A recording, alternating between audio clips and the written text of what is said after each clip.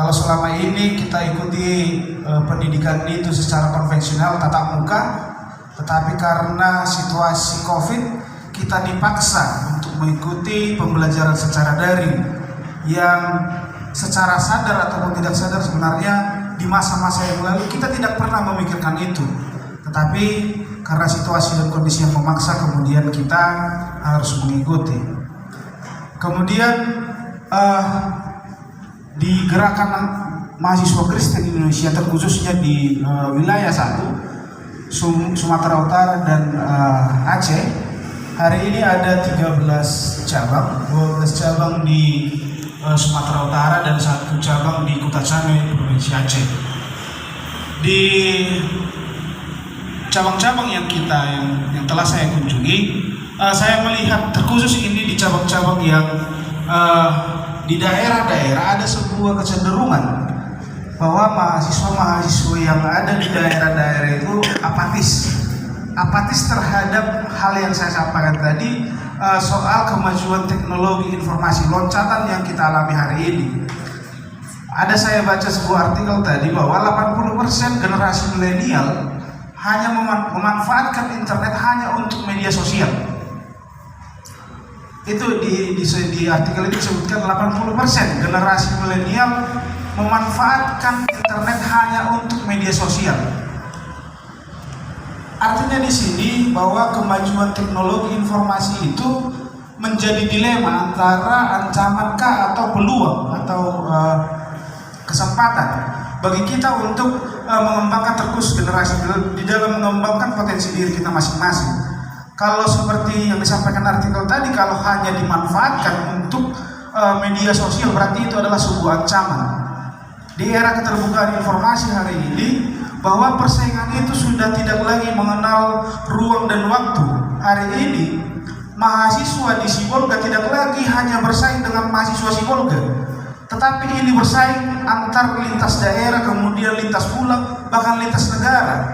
Nah, pertanyaannya, kemajuan teknologi informasi tadi yang sebenarnya kalau kita bisa berdayakan dengan baik menjadi kesempatan bagi kita untuk bisa bersaing di dalam persaingan global hari ini.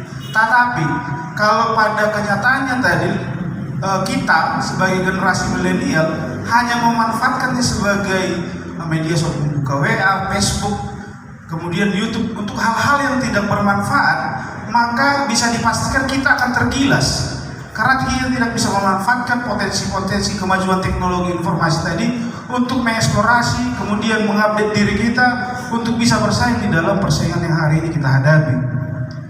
Kemudian saudara-saudara sekalian, bahwa kecenderungan mahasiswa di daerah-daerah tadi yang saya sebutkan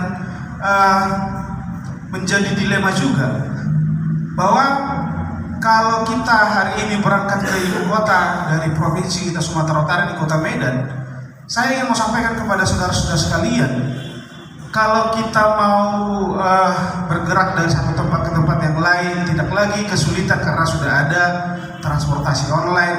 Kemudian ketika kita ingin makan tidak lagi harus pergi ke rumah makan, sudah bisa pakai GoFood atau GrabFood. Tapi yang mau saya sampaikan di sana, kalau kita telisik lebih jauh, driver dari ojol itu 50% bahkan 60% itu tamatannya adalah S1.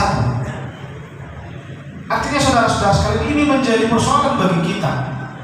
Hari ini kita lah sebagai mahasiswa hari ini, ketika nanti sudah menyandang gelar S1, pada realitasnya kita lihat di dalam realitasnya tamatan-tamatan S1 pada kebanyakan itu menjadi driver ojek online. Kenapa bisa demikian?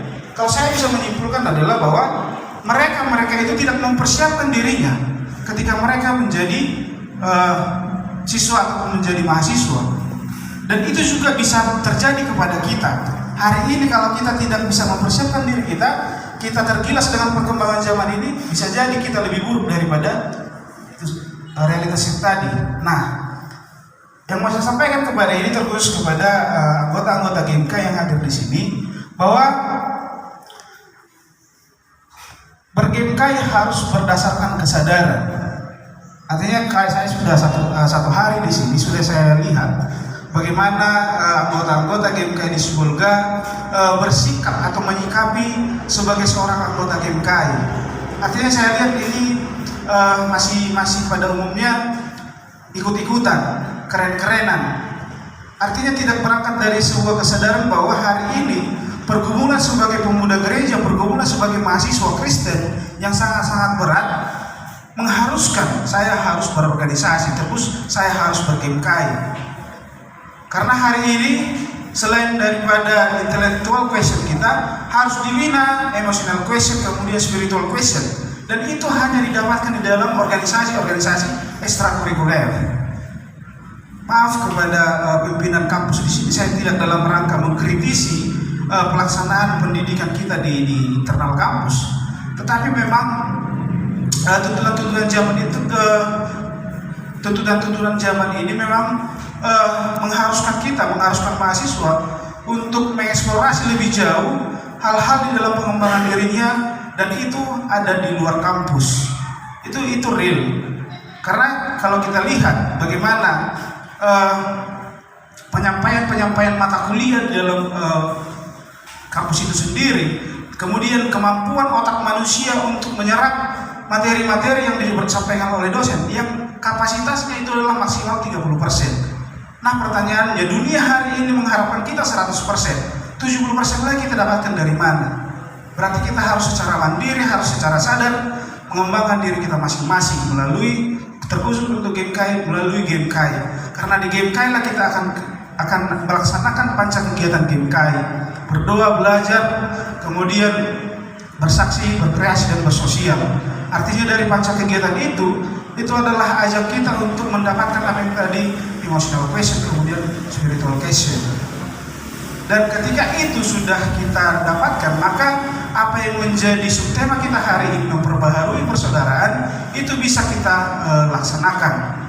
Karena bagaimana kita bisa memperbaharui persaudaraan kita sedangkan kesadaran kita itu belum ada. Bagaimana kita bisa meningkatkan kepedulian kita sedangkan kita tidak memahami apa yang menjadi persoalan-persoalan di sosial kemasyarakatan. Dan ini pesan kami kepada seluruh anggota GMKI yang hadir di sini, terkhusus yang nantinya akan menjadi peserta di dalam persidangan Kompercap, untuk benar-benar bisa memberikan sumbangsi pemikiran. Bagaimana, karena Kompercap itu tidak hanya memilih ketua cabang dan sekretaris cabang, itu hanyalah salah satu. Bahwa ketua cabang dan sekretaris cabang maupun badan pengurus cabang adalah mandataris dari garis-garis besar kebijakan umum organisasi dan kebijakan umum organisasi yang nanti akan kita rumuskan di dalam forum Kompercap. Jadi kita lahirkan nanti garis-garis besar program dan kebijakan umum organisasi, baru kita pilih siapa yang menjadi mandataris dari pelaksana kebijakan itu. Nah, dari situ supaya nanti konsentrasi kita tidak hanya berfokus siapa yang menjadi ketua cabang dan sekretaris cabang, tidak, tetapi kebijakan apa yang harus kita rumuskan di dalam konferensi cabang ini yang nantinya bisa diterjemahkan oleh badan pengurus cabang menjadi program kerja yang lebih relevan, lebih kontekstual, yang bisa menjawab pergumulan-pergumulan di tiga bidang lain GMKI. Ini pesan kami kepada peserta-peserta konferensi cabang nantinya. Kemudian hormat saya kepada Kakanda Ivan Hutagalung sebagai senior saya sebagai koordinator wilayah di periode 2014-2016 ya Pak. Kemudian saya juga ingin sampaikan selamat Natalis kepada Gerakan Angkatan Muda Kristen Indonesia yang ke-59 ya Bang ya. Kiranya kami juga bisa bersama-sama dengan GMKI dan juga lembaga keumatan lainnya di dalam menyikapi persoalan-persoalan kebangsaan dan kemasyarakatan. Kami juga menyampaikan terima kasih kepada Pemkab Cabang Tengah yang hari ini meluangkan waktu, dan harapan kami apa yang tadi beberapa poin-poin yang telah kami sampaikan bisa menjadi juga referensi bagi pemerintah untuk merumuskan bagaimana kebijakan-kebijakan terkhusus di bidang pendidikan. Artinya supaya bisa lebih memanfaatkan potensi daripada kemajuan teknologi informasi yang hari ini kita rasakan. Dan juga terima kasih kepada seluruh pihak yang bisa berhadir di sini. Kepada ketua cabang dan sekretaris cabang bahwa kita lihat ada sebuah dinamika yang terjadi di cabang Sibolga. Ini saya dapatkan dari perbincangan-perbincangan Tegus di gambar ini. Kenapa Mega Krisdianti Istimewa? Padahal secara faktualnya tidak lagi ada di Sibolga. Bahwa itu saya sampaikan bahwa belum ada SK pengurus pusat yang menyatakan bahwa ada sekretaris cabang yang baru di Sibolga ini. Maka itu harus ditampilkan seperti itu. Dan kemudian juga bagaimana nanti dinamika Koperasi cabang ini, saya pikir itu sudah saya sampaikan kepada Kakanda Senior juga, kepada BPC juga, bahwa kehadiran pengurus pusat di sini tidak dalam rangka masuk ke dalam dinamika